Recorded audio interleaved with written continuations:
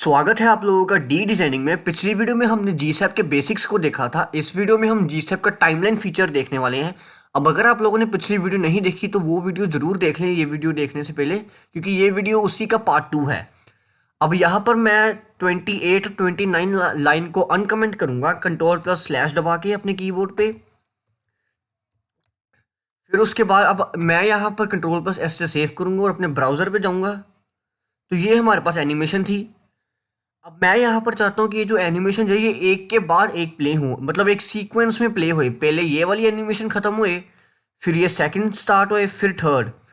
अब ये चीज़ करने के लिए मैं या तो यहाँ पर डिलेज वगैरह लिख सकता हूँ कि जैसे तो मेरी ये दूसरी एनिमेशन है ये 3.5 सेकंड्स के बाद चलेगी, क्योंकि जो हमारी पहली एनिमेशन है उसको टोटल टाइम 3.5 सेकंड्स लग रहा है ख़त्म होने में। ड्यूरेशन उसकी 3 सेकंड की है और हमने यहाँ पर आधे सेकंड का गैप भी दिया हुआ है, तो इसलिए 3.5 सेकंड में एनिमेशन खत्म होंगी। फिर मैं कहूँगा कि ये एनिमेशन स्टार्ट हो जाए और फिर मैं सिमिलरली यहाँ पर भी करूँगा। यहाँ पर मैं 1.5 की जगह 4.5 लिखूँगा, क्योंकि ये दोनों एनिमेशन खत्म होने में 4.5 का टाइम लग रहा है। अब यहाँ पर आप देख सकते हैं मेरे को कितनी सारी कैलकुलेशंस करनी पड़ती है, ऊपर से इस पर कितना ज़्यादा टाइम वेस्ट हो रहा है। अब और दूसरी बात, अगर मैं हो सकता है मैं चाहूँ कि जो मेरी पहली एनिमेशन है वो मान लीजिए 2 सेकंड में ख़त्म हुए, उसके बाद मेरे को बाकी सारे डिलेज भी एडजस्ट करने पड़ेंगे अपने आप ही। अब ये काम बहुत ज़्यादा कॉम्प्लिकेटेड हो जाता होता है। अब यही चीज़ को जीसैप की टाइमलाइन फीचर सॉल्व करता है। अब मैं यहाँ पर एक वेरिएबल लिखूंगा, late t1 is equal to gsap.timeline। फिर उसके बाद अब ये जो है ये gsap.to from to, ये इन्हें हम ट्वीन्स कहते हैं जीसैप में। और जो ये टाइमलाइन फीचर है ये हमें हेल्प करता है एक तरह का जो एनिमेशन सीक्वेंस में चले, ये एक तरह की ग्रुप है इन पूरी ट्वीन्स का। अब मैं यहाँ पर लिखूंगा t1, फिर यहाँ पर मैं लिखूंगा लिखूंगा नहीं, मैं यहाँ पर कॉपी करूंगा अपनी पहली 3 लाइन्स को, अपना 28, 29 और 30 लाइन नंबर को। कंट्रोल+C दबाऊंगा अपने कीबोर्ड पे, फिर उसके बाद यहाँ पर कंट्रोल+V दबाऊंगा और इन तीनों लाइन्स को पेस्ट कर दूंगा। फिर उसके बाद ये पहली 3 लाइन्स हैं, मतलब 28, 29, 30, इन्हें कमेंट आउट करूंगा कंट्रोल+/ दबा के।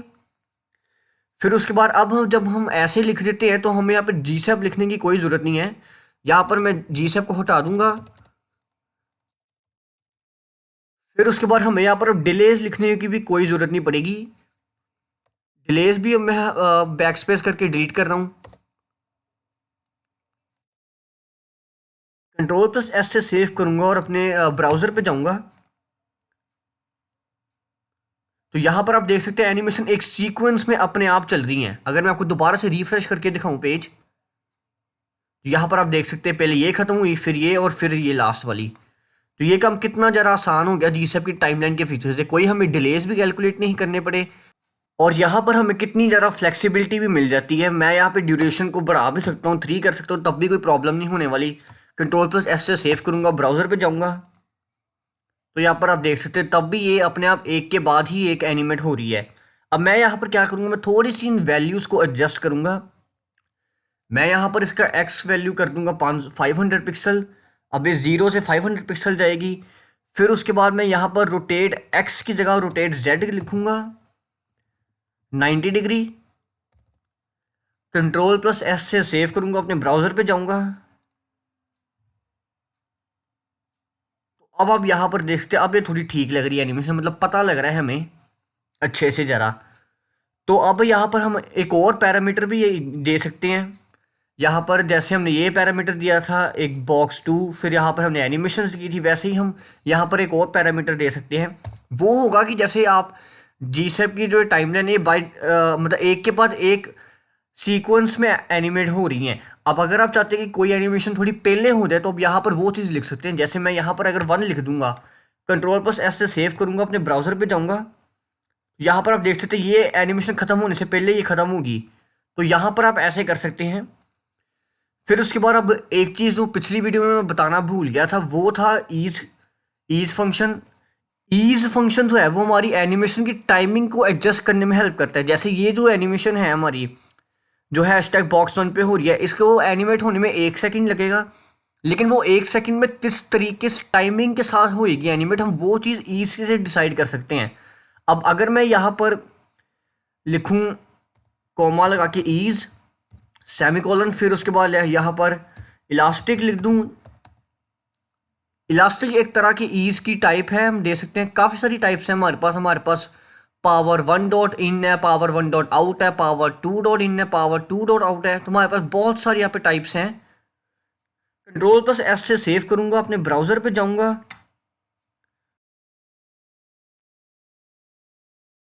तो यहाँ पर आप देख सकते हैं वो कैसे अभी यहाँ पे एनिमेट हुआ हमारा ये बॉक्स 2।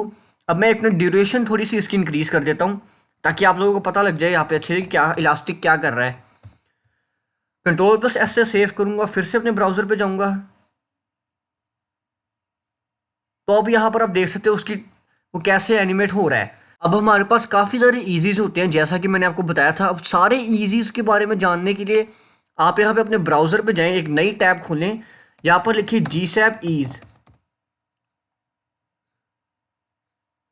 पहले लिंक पे क्लिक करें तो यहाँ पर GSAP की ये ऑफिशियल डॉक्यूमेंटेशन आ जाएगी आपके पास।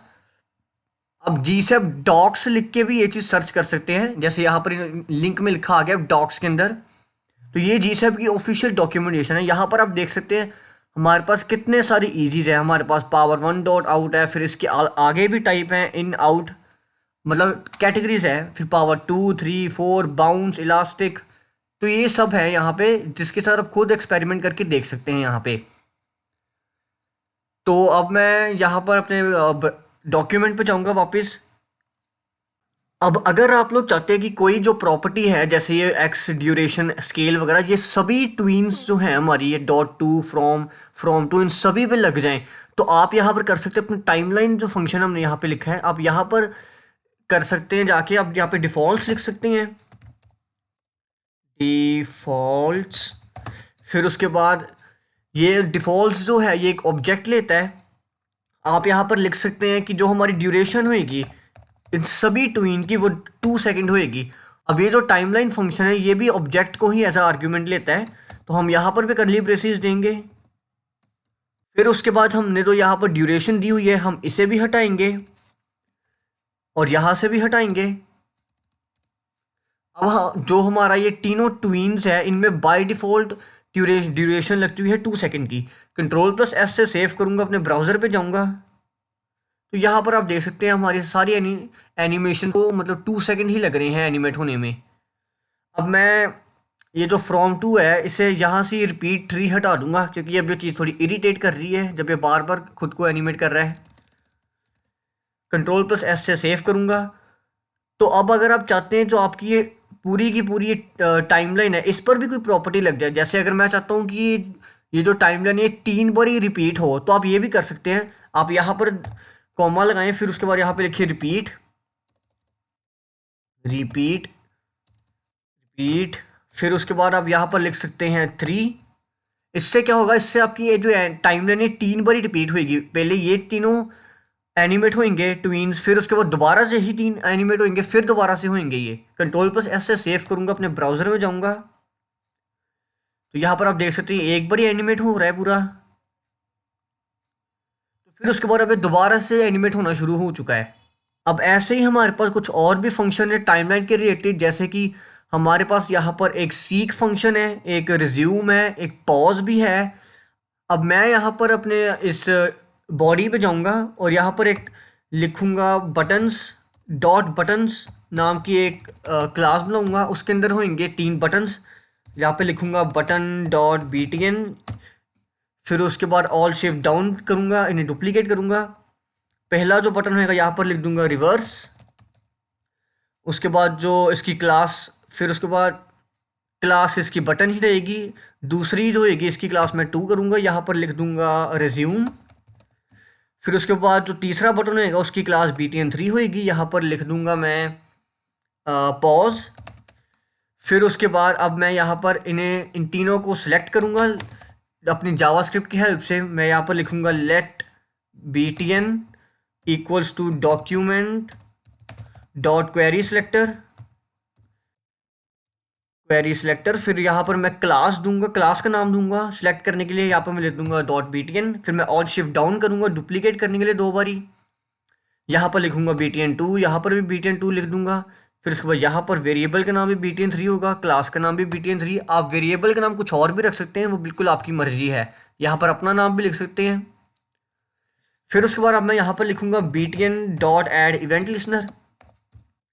ये इवेंट लिसनर ये कह रहा है कि जब भी हम इस पे क्लिक करेंगे अपने बटन पे, तब क्या होगा, तब ये जो हमने T1 लिखा हुआ है, जो हमारी टाइमलाइन है, ये रिवर्स हो जाएगी।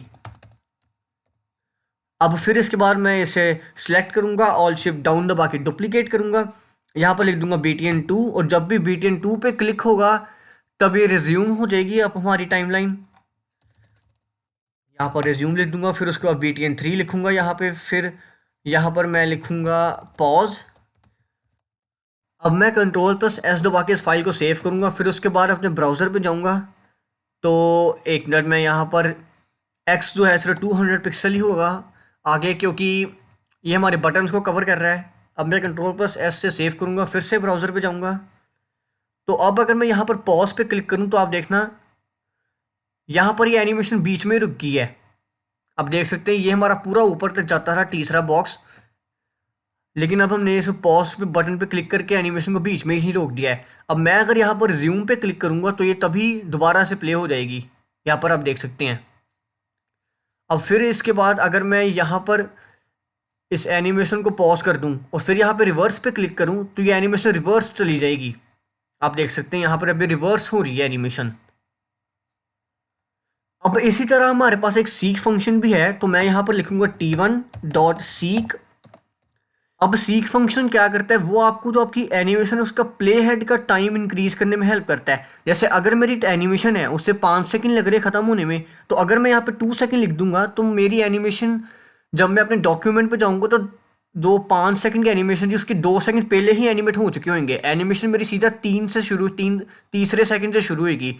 जैसे अगर मैं यहाँ पे Ctrl+S से सेव करूँ, अपने ब्राउजर पे जाऊँ, तो यहाँ पर आप देख सकते हैं हमारा पहला बॉक्स एनिमेट नहीं हुआ, क्योंकि हमने यहाँ पर सीक लिख दिया 2, तो हमारा ये पहले से ही एनिमेट हो चुका है जब हम ब्राउज़र पे गए। अगर मैं यहाँ पर 3 लिख दूंगा तो आप देखना जो हमारी ये डॉट फ्रॉम वाली एनिमेशन है यहाँ पे, ये जो होएगी ये आधी ये एनिमेट हो चुकी होगी। Ctrl+S से सेव करूंगा, अपने ब्राउज़र पे जाऊंगा, यहाँ पर आप देख सकते हैं इस तरफ हल्का सा ही देखा आपने, हल्का सा ही बस हुआ था एनिमेशन इसकी प्ले हुई थी। अगर मैं दोबारा से रिफ्रेश करूँ तो आप देख सकते हैं हल्की सी बस ये हो रही है एनिमेशन प्ले, मतलब आधी इसकी एनिमेशन जो थी। तो गाइस आज के लिए बस इतना ही। अगर वीडियो पसंद आई तो वीडियो को लाइक करें, वीडियो को शेयर करें, चैनल को सब्सक्राइब करें, और कमेंट सेक्शन में अगर कोई भी आपको डाउट है तो मुझसे ज़रूर पूछें। Good bye.